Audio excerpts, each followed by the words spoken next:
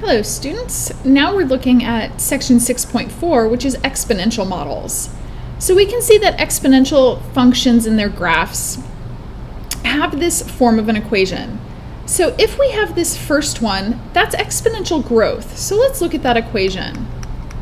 F of x equals k a to the x plus c, where a is an element of this funny q positive. Well, this q, that's rational numbers. So remember, rationals come from the word ratio, which means fractions. So a means I can take any number and I can have it be a ratio, but it has to be positive. So it's going to be growth as long as a is a number bigger than 1. So we're going to have growth. A is a rational, but also a has to be greater than 1 to be growth. Decay is going to have two different forms.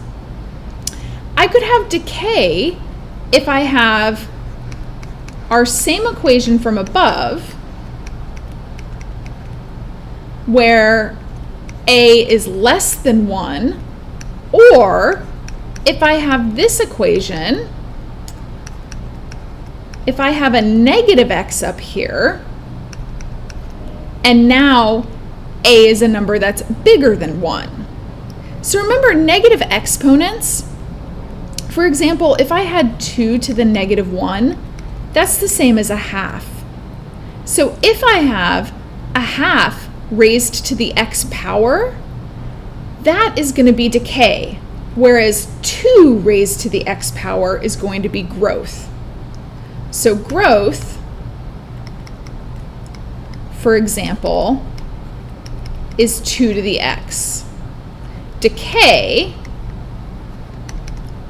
is 2 to the negative x, but I could take that negative and say 2 to the negative 1 to the x, because this is still the same thing. I multiply my exponents. That's the same as 1/2 to the x. So decay is going to have a fraction being raised to a power. Growth has a number bigger than 1 raised to a power. So growth has the general shape that's going to look something like this. Let me put some axes down here as well.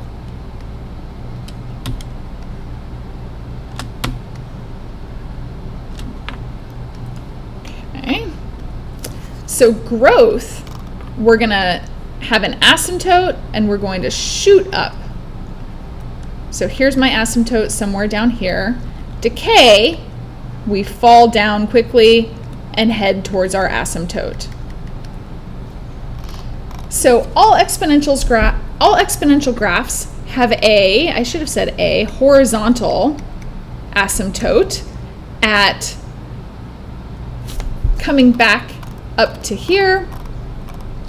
If my equation just looks like this, my c value would be 0, my asymptote would be y equals 0. But if I do have a c value, that's going to lift my graph up or down.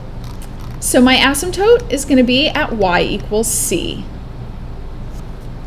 So we grow or decrease at an increasing or decreasing rate. So we suddenly start decreasing very fast at the beginning, but then more slowly decrease at the end. Or we slowly increase and then suddenly increase really quickly. One example that we see often in conjunction with this is geometric sequences are examples of exponential growth or decay.